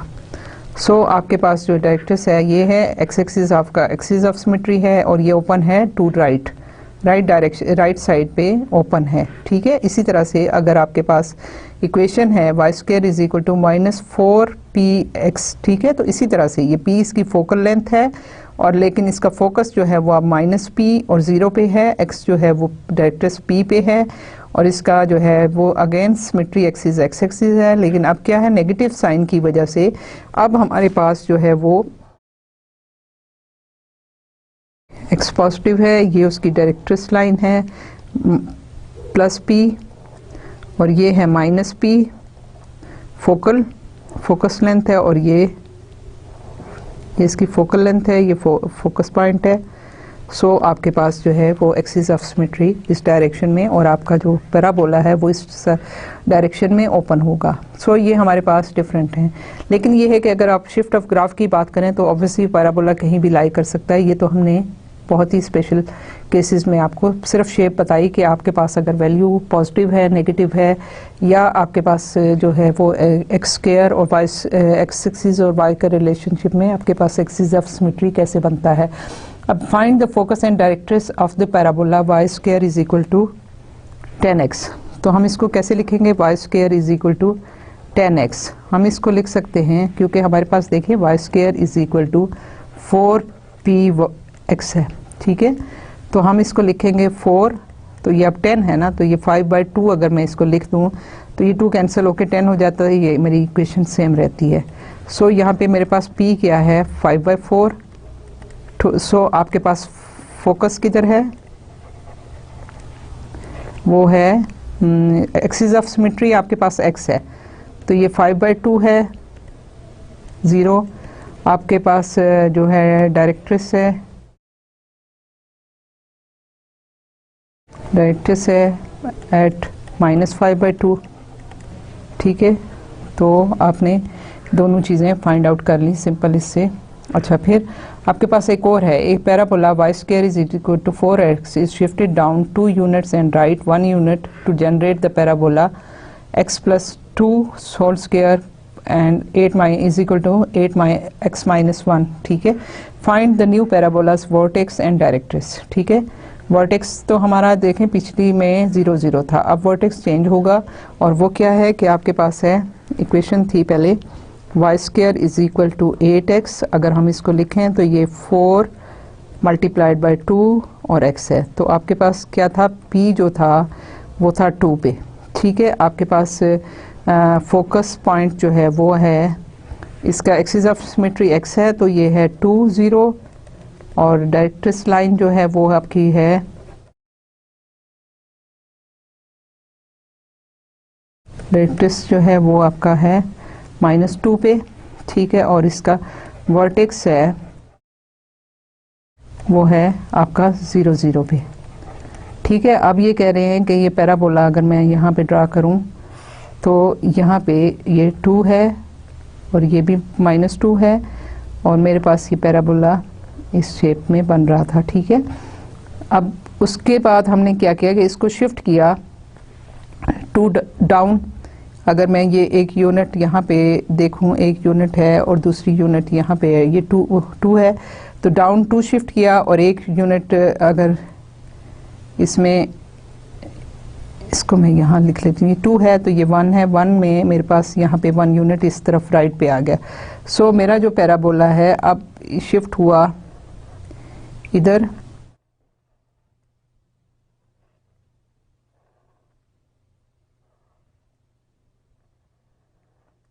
तो फोकस तो उसका यहाँ से 2 ही होना चाहिए ना, तो ये 1 1 और यहाँ पे 1 और 2 शिफ्ट ये हुआ, इधर से शिफ्ट हुआ तो ये भी 2 यूनिट पे होना चाहिए।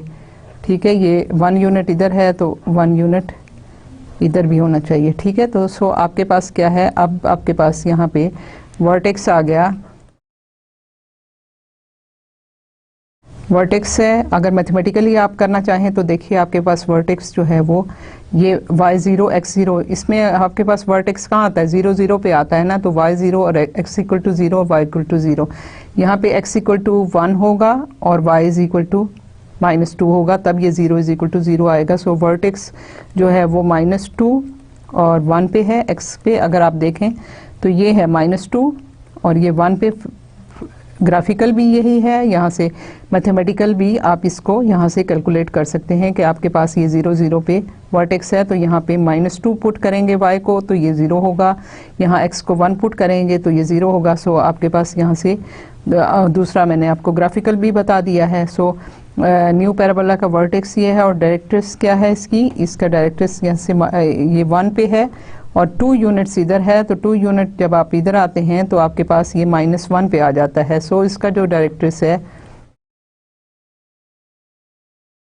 वो आपके पास क्या है, यहाँ पे आपके पास ये लेंथ जो है वो -1 है। ठीक है, ये आपके पास -1 है, इज इक्वल टू -1। अगर इसका पॉइंट आप कहते हैं कि किस पॉइंट पे लाइन जो है इसको क्रॉस कर रही है, तो ये -2 और वो है, और इसका जो फोकस है वो कहाँ पे है, अब फोकस जो है वो अब आपके पास, क्योंकि 1 यूनिट इधर गया है, 2 यूनिट ये है, तो अब इसका जो है वो 3x3 है और y-2, फोकस आपका यहाँ पे है।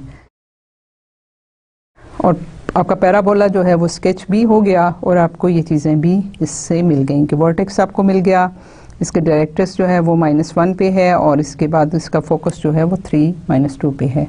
उसके बाद हम एलिप्स की बात करते हैं। एलिप्स क्या है, एलिप्स है एक शेप है कि अगर आप फ़र्ज़ करें कि आप 2 पॉइंट फिक्स कर लें, ठीक है, 2 कोई भी पॉइंट आप ले लीजिए फिक्स, और एक जो है ढीला सा धागा, ढीली सी स्ट्रिंग जो है उन दोनों फिक्स पॉइंट्स के साथ हुक कर दें, ठीक है, उनसे बांध दें। उसके बांधने के बाद जो आपके पास स्ट्रिंग है वो थोड़ी सी लूज़ है, उस स्ट्रिंग के साथ आप पेंसिल उसको करके उसको खींचें, ठीक है, जहाँ पे वो स्टिफ हो जाए, वो जहाँ पे बिल्कुल स्ट्रेट हो जाए, तो उसको आप अपने पेन को मूव कीजिए। ठीक है, दो पॉइंट पे आपके पास फिक्स है, ठीक है, और वो स्ट्रिंग आप मूव करते हैं, और जो जो वो पॉइंट ट्रेस करती है वो ट्रेसिंग पॉइंट जो है वो आपको पैराबोला देता है। ठीक है, और अब क्योंकि आपने देखें स्ट्रिंग फिक्स कर ली ना, एक ढीली सी स्ट्रिंग फिक्स कर ली, तो उसकी लेंथ तो नहीं चेंज होगी, उसकी तो लेंथ वही फिक्स रहेगी। सो आपके पास जो है ये लेंथ और ये जो है ये टोटल लेंथ जो है वो सेम रहेगी, और ये डिस्टेंस आपका तो 2 पॉइंट्स हैं, डिफरेंट पॉइंट्स हैं, तो ये जो है ये आप जूं जूं ट्रेस करते जाएंगे, सो आपको ये शेप मिलेगी जो कि इलिप्स कहलाती है। ठीक है, ये आपकी सर्कल नहीं है बल्कि थोड़ी सी ऐसे है जैसे रग्बी का बॉल होता है या कोई अंडा होता है, लेकिन अंडे का भी होता है कि एक तरफ से थोड़ा सा बड़ा होता है, दूसरी तरफ से थोड़ा छोटा। ये बिल्कुल सिमेट्रिक जो है ना about x axis and y axis इस वक्त बनी हुई है शेप। सो इलिप्स का क्या है कि आपके पास जो है ये पॉइंट जो हमने कहा, ये पॉइंट और ये पॉइंट आपने फिक्स किए, और ये आपने एक स्ट्रिंग ली और इस पेंसिल से आपने ये पाथ ट्रेस किया, ठीक है। तो जो जो आप जाएंगे आपके पास जो है ये पाथ जो है वो ट्रेस होता चला जाएगा। सो यहाँ पे जो इन दोनों पॉइंट्स, फिक्स पॉइंट के जो सेंटर है उसको हम सेंटर कहते हैं, सेंटर ऑफ द इलिप्स कहते हैं, ठीक है। दोनों ये फोकस पॉइंट है जो हम एक पॉइंट, दो फिक्स पॉइंट ले रहे हैं, इन दोनों पॉइंट्स को हम फोकस कहते हैं। जब फोकस को दो पॉइंट हैं, दो फोकस हैं, तो फोसाई कहलाते हैं। उसका सिर्फ फोकस का प्लूरल जो है वो फोसाई है, ठीक है। तो ये दो फोकस हैं, ठीक है, ये पॉइंट हैं। और एक लाइन जो इनमें दोनों फोकस में से क्रॉस कर रही है, स्ट्रेट लाइन, उसको हम फोकल एक्सिस कहते हैं, ठीक है। ये पॉइंट जो है जहाँ पे फोकल एक्सिस जो है वो इलिप्स को क्रॉस कर रहा है वो वर्टेक्स कहलाते हैं। एक ये वर्टेक्स है, दूसरा वर्टेक्स इधर है, ठीक है। ये दो फोकस पॉइंट हैं जो फिक्स हैं, और ये जो पाथ ट्रेस हुआ है वो आपका इलिप्स शेप है। सो हमारे पास ये है। सो हम इसको डिफाइन करते हैं, क्या है। An ellipse is the set of points in a plane whose distance from two fixed point in the plane have a constant sum, ठीक है ना। मैंने आपसे कहा ये स्ट्रिंग है, ठीक है, ये स्ट्रिंग है जिसको आपने ट्रेस किया। अब ये स्ट्रिंग की लेंथ जो है वो तो सेम रहेगी, ठीक है। जो आपने लेंथ बांध दी वो सेम है और वो चेंज नहीं हो रही। बेशक ये लेंथ चेंज हो रही है और ये लेंथ भी चेंज हो रही है, लेकिन इन दोनों का सम जो है, इसका, इस लेंथ का और इस लेंथ का सम एक रह रहा है, क्योंकि ये एक स्ट्रिंग है। तो जब आप मूव करते हैं तो ऑब्वियसली ये स्ट्रिंग जो है ये लेंथ बड़ी होती जाएगी। जब आप इधर मूव कर रहे हैं ये छोटी होती जाएगी, फिर यहाँ जाके फिर अगेन ये बड़ी होगी और दूसरी छोटी होती जाएगी, और यहाँ आके आपके पास जो है वो दोनों स्ट्रिंग्स जो हैं वो उनकी दोनों, क्योंकि पॉइंट आपका ये सेंटर वाला पॉइंट है, तो ये दोनों लेंथ जो है बराबर हो जाएंगी। सो हम ये कहते हैं कि ellipse is the set of points in a plane whose distance from two fixed point in the plane have a constant sum. The two fixed points are the foci of the ellipse. The line through the foci of an ellipse is the ellipse focal axis. ये मैंने अभी आपको बता दिया। The point on the axis halfway between the foci is the center. ठीक है, ये point उसका सेंटर में है, तो ये सेंटर कहलाता है। The points where the focal axis and ellipse crosses are called the ellipse vertex. ठीक है, ये वर्टिसेस हैं, और एक को वर्टेक्स कहते हैं, उसका प्लूरल जो है वर्टिसेस कहलाता है।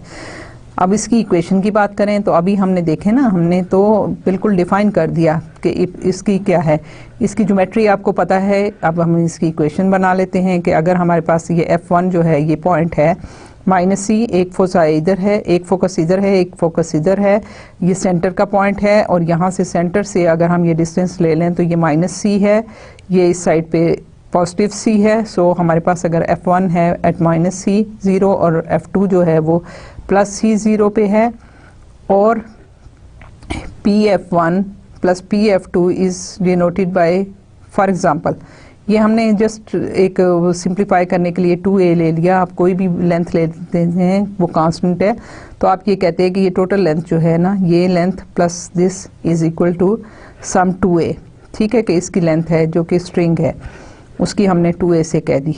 Then the coordinate of the point P on the ellipse satisfy this equation that this plus this, ठीक है। इसका PF1 जो है वो क्या है, x माइनस c, तो x plus c whole square, y minus 0 y square, ठीक है, और फिर प्लस जो है x minus c y minus 0 तो y स्क्वायर, तो x minus c square plus y square, इन दोनों की लेंथ जो है that is equal to 2a, ठीक है। ये लेंथ कभी भी चेंज नहीं होगी, ये फिक्स रहेगी, और ये जो है ये चेंज होते रहेंगे, तो ये इलिप्स आपको देगा। अच्छा, ये हो गया। हम इसको क्या किस तरह से सिंप्लीफाई करेंगे, हम इसको ये करेंगे कि ये x plus c square plus y square, ठीक है, हमारे पास ये चीज़ है। इसको हम लिख लेते हैं 2a minus square root x minus c whole square plus y square, ठीक है। अब इन दोनों का स्क्वायर रूट स्क्वायर ले लें तो ये हो जाएगा x plus c whole square plus y square, this is equal to 4a square plus 4a और माइनस हो जाएगा, सॉरी माइनस है 4a x minus c whole square plus y square, ये स्क्वायर रूट हो गया, और प्लस हो गया x minus c whole square plus y square. ठीक है, तो हमारे पास ये आ जाता है x square plus 2xc plus c square plus y square. ठीक है, is equal to 4a square minus 4a x minus c whole square plus y square plus ये हो गया x square minus 2cx plus c square plus y square. ठीक है, तो ये आपके पास क्या आता है, ये आपके पास देखिए कि x और x कैंसिल हो गया, x स्क्वायर कैंसिल हो गया, वाई स्क्वायर के साथ कैंसिल हो गया, सी स्क्वायर के साथ कैंसिल हो गया, आपके पास रह गया 4xc। ये इसको मैं उधर ले गई और इसको भी मैं अगर इधर ले आऊँ तो ये हो जाता है माइनस 4a स्क्वायर। ठीक है, this is equal to 4a with the negative sign x minus c whole square plus y square. ठीक है, तो मैं यहाँ से 4 को नीचे ले जाती हूँ तो ये हो गया माइनस 4a, तो ये सिर्फ प्लस रह जाएगा, और यहाँ से आपके पास ये आ जाता है 4a से जब आपने किया तो ये आपके पास आ गया 4x, सॉरी 4 नहीं रहेगा, ये है x c over a minus a, this is equal to x minus c whole square plus y square. ठीक है, ये आपके पास यहाँ आ गया। इसको जब हमने अगेन स्क्वायर लिया तो हमारे पास क्या आता है, x square c square minus 2xc plus a square c square over a square और c ओवर a। ठीक है, और ये a square is equal to x minus c whole square plus y square.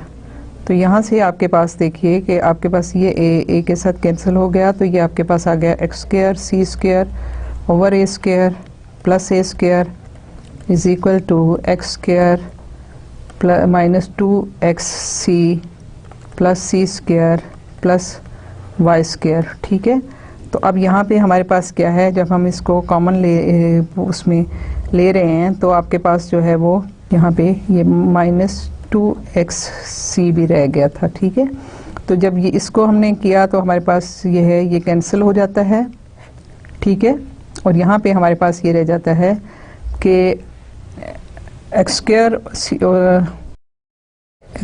C square over a square plus ये minus है plus a square is equal to plus a square is equal to x square plus y square plus c square ठीक है, तो अब इसको हम combine कर लेते हैं। सो हमारे पास यहाँ से आ जाता है x square c square over a square minus 1 minus y square. ठीक है, मैंने इसको इधर ले गई, मैं इसको भी इधर ले गई, तो मैं इसको इस साइड पे ले आती हूँ। This is equal to c square minus a square. ठीक है, तो आपके पास क्या आ गया, x square c square minus a square, और ये भी स्क्वायर है, divided by a square minus y square is equal to c square minus a square. तो यहाँ से आपके पास क्या आ जाता है, मैं इसके अगर डिवाइड कर दूँ तो मेरे पास जो है वो आ जाता है, इसको एक दफ़ा फिर मल्टीप्लाई कर लेते हैं, x square c square minus a square y square is equal to a square c square minus a square. ठीक है, ये चीज़ आ गई। अब मैं इस सारे को से डिवाइड कर देती हूँ, तो मेरे पास आ जाता है x square over a square c square minus a square. ठीक है, और इसमें मेरे पास था c square minus a square, ये ऑलरेडी मौजूद था, a square y square divided by a square c square minus a square is equal to 1। दोनों इसको मैंने उधर कर दिया ना, तो अब ये मेरे पास ये कैंसिल हो गया, तो मेरे पास बच गया x square over a square minus यहाँ पे ये a इसके साथ कैंसिल हुआ, तो y square over c square minus a square is equal to 1। तो अब ये देखिए कि सी हमारा अगर हम उसको देखें, इलिप्स को देखें, तो इलिप्स में सी क्या है, यहाँ पे अगर मैं इसको ये लेंथ, क्योंकि आप देखिए कि अगर यहाँ पे हम आते हैं तो ये लेंथ ए है, ठीक है। अभी हमने इसको ए के साथ 2a किया, ये लेंथ हमारे पास ए है और ये लेंथ ए है, तो टोटल जो है वो इसकी वैल्यू, सो हम ये ए बाहर है, ये सी अंदर है, so c square is always less than a square. तो उस केस में क्या है कि c square is less than a square, तो ये नेगेटिव होगा। सो हम इसको लिख सकते हैं कि ये हमारे पास है x square over a square plus y square over a square minus c square is equal to 1। अब इसको अगर हम बी स्क्वायर ले लें इस लेंथ को, तो ये हमारे पास जो है वो इलिप्स की इक्वेशन बन जाती है। सो हमारे पास जो है, हम जब इसको सिंप्लीफाई करेंगे तो हमारे पास ये x square over a square plus y square divided by a square minus c square आ जाएगा, this is equal to 1 since F1 plus Pf2 is greater than the length F1 F2। ठीक है, ये जो लेंथ है आप देखिए जो है ये ट्रायंगल की है कि ये दो लेंथ जो हैं always they are equal to this third length. ठीक है, ये आपकी ट्रायंगल इनइक्वालिटी है कि आपके पास ये ट्रायंगल है तो ये लेंथ नज़र भी आ रहा है और ये लेंथ, ये this plus this is always equal to greater than this length. So हमारे पास क्या है, इसका मतलब ये हुआ कि the number 2a is greater than 2c। ये जो है ये 2c है और ये जो है ये 2a है। ठीक है, या फिर ये आप इसकी देखें, ये लेंथ आपकी 2a है तो ये लेंथ जो है इस लेंथ से बड़ी है, सो 2c is greater then 2a। तो हमारे पास यहाँ से इसलिए a ग्रेटर है c से and the number a square minus c square is in equation is positive. ठीक है कि a बड़ा है। सो हमारे पास जो है if we put b equal to a square minus c square, क्योंकि ये पॉजिटिव है तो हम इसको ले सकते हैं। Therefore the equation takes the form is x square over a square plus y square over b square is equal to 1। So हमारे पास जो है ये वैल्यू यहाँ से आ जाती है, ये c हमारे पास ये है, अब ये इसके अंदर मर्ज हो गया है। So consider this equation. ठीक है, तो अगर इस इक्वेशन को हम देखें 9x square plus 16y square is equal to 144, तो इसको पहले हम स्टैंडर्ड फॉर्म में लिखते हैं। क्या करेंगे कि हम इसे 144 से डिवाइड कर देते हैं थ्रू आउट। जब थ्रू आउट डिवाइड करेंगे तो 9 को कैंसिल करेंगे तो ये 16 आ जाएगा और 16 को कैंसिल करेंगे तो 9 आ जाएगा। So x square over 16 plus y square over 9 is equal to 1। So हमारे पास इक्वेशन जो है ये इलिप्स की इक्वेशन है और स्टैंडर्ड फॉर्म में इस तरह लिखी गई है, which is the equation of the ellipse having semi major axis जो कि ए है। ठीक है, हमारे पास जो इलिप्स है उसको अगर हम देखें तो ये इसके सेमी मेजर एक्सिस कहलाता है ये वाला, और ये सेमी माइनर एक्सिस कहलाता है। हाफ है ना तो सेमी कहलाता है सेमी माइनर एक्सिस, छोटा वाला एक्सिस माइनर है, बड़ा वाला एक्सिस जो है मेजर एक्सिस है। तो सो इसका जो है माइनर एक्सिस जो है वो आपके पास सेमी मेजर एक्सिस जो है ए है, दैट इज √4 √16 दैट इज 4, और सेमी माइनर एक्सिस जो है वो 9 है that is equal to 3। So the centre to foci distance जो है सेंटर से लेके फोकस का डिस्टेंस c है, that is a square minus b square. अगर आप देखें तो यहाँ पे आपने पीछे क्या किया था, यहाँ पे हमने b स्क्वायर जो था वो था a square minus c square. ठीक है, आपके पास यहाँ से c आप लिखना चाहो तो that will be c square will be equal to a square minus b square इस इक्वेशन से। तो इस इक्वेशन से जब हमने कैलकुलेट किया तो हमारे पास ये आ गया। सो आपके पास फोसाई जो हैं वो a square minus b square 16 minus 9 √7 आ जाते हैं। तो एक पॉजिटिव है एक नेगेटिव साइड पे है, 7 √ है। वर्टिसेस क्या हैं, a प्लस माइनस b पे हैं, 4 हो गया 0 और 7 4 0 से। ठीक है, y एक्सिस 0 है और x एक्सिस पे +4 और -4 पे आपके वर्टिसेस हैं। सेंटर 0 0 पे है। Here a is greater than p then the foci are on x axis.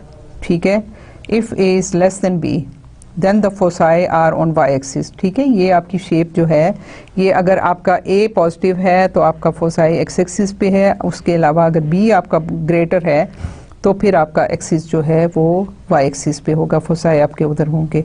Right the ellipse standard form equation from the given information. Foci ये हैं और फोसाई का मतलब ये हुआ कि आपके पास सी की वैल्यू है, वर्टिसेस जो हैं वो ए की वैल्यू है। यहाँ से आप फिर a square minus b c square करके और बी स्क्वायर कैलकुलेट कर सकते हैं, और बी स्क्वायर फिर x square over a square plus y square over b square is equal to 1 आपके पास इक्वेशन जो है वो बन जाएगी। सो आप इसको देखिए, ये ऐसे है, वर्टिसेस जो हैं ये आपके आगे प्लस माइनस 2 पे आ गए, फोसाई क्योंकि ये है तो ये प्लस माइनस सी है, सिर्फ सी अंडर रूट है। वर्टिसेस आपके जो हैं वो गिवन हैं प्लस माइनस 2 पे हैं, सो आपके पास ए जो है प्लस माइनस 2, सो ए 2 है, सो बी जो है वो ए स्क्वायर माइनस सी स्क्वायर आता है। हमारे पास जो है वो सी गिवन है, सो हम यहाँ से बी कैलकुलेट करते हैं, that is 4 minus 2 that is under root plus minus 2। Standard form of the equation for ellipse is equal to x square over a square. यहाँ पे आपके पास ए आ गया 2 2 आर 4 और y जो है वो अंडर रूट 2 है, b जो है वो अंडर रूट 2 है, तो y square over 2 is equal to 1, ये आपकी इक्वेशन बन गई। फिर आपके पास है हाइपरबोला की इक्वेशन। हाइपरबोला इक्वेशन जो है वो क्या है कि आपके हाइपरबोलास इस टाइप के होते हैं। सो हम उसकी ज्योमेट्रिक कंडीशन क्या देखते हैं, the hyperbola is the set of points in a plane whose distance from two fixed point in the plane have a constant difference. कि आपके ये पॉइंट्स एक फिक्स है, दूसरा पॉइंट ये फिक्स है, ये डिस्टेंस और इस डिस्टेंस का डिफरेंस जो है वो हमेशा कांस्टेंट रहता है। तो वो फोकस के आपका ये जो डिफरेंस है, ये दिस माइनस दिस जो है, यूं यूं ये बड़ा होगा, ये छोटा होता जाएगा, और आपका डिफरेंस जो है इस प्लेन के साथ डिस्टेंस जो है वो कांस्टेंट जो है वो कांस्टेंट डिफरेंस जो है वो मिलेगा। So the two fixed points are the foci of the hyperbola. एक ये पॉइंट है, दूसरा ये पॉइंट है, ये इसके फोसाई हैं। The line through the foci of A hyperbola is the foci axis. ये लाइन आपकी फोसाई एक्सिस कहलाती है। और फिर एग्जैक्टली ये पॉइंट आपके वर्टिसिस पॉइंट कहलाते हैं। और the point on the axis half way between the foci is the hyperbola center. ठीक है, ये आपके पास the point on the axis half way between the foci, एक फोकस ये है, एक फोकस ये है, इसका जो हाफ है ये इसका सेंटर ऑफ द हाइपरबोला कहलाता है। ठीक है, the points where the focal axis and hyperbola crosses, focal axis ये, ठीक है, और हाइपरबोला जहाँ क्रॉस करता है ये वर्टेक्स कहलाता है। ठीक है, दोनों वर्टिसेस हो गए। ठीक है, दो वर्टिसेस हैं। इक्वेशन ऑफ हाइपरबोला क्या है, अब ये डिस्टेंस है और इस डिस्टेंस का डिफरेंस जो है वो कांस्टेंट है। So if f1 is minus c0, f2 is c0 and the constant difference is 2a। ठीक है, हमने कांस्टेंट डिफरेंस ले लिया, अगेन 2a ले लिया। Then a point xy lies on the hyperbola if and only if ये distance और ये डिस्टेंस जो है माइनस जो है ये डिस्टेंस और ये डिस्टेंस, या ये डिस्टेंस और ये डिस्टेंस जो है ये हमेशा 2a होगा।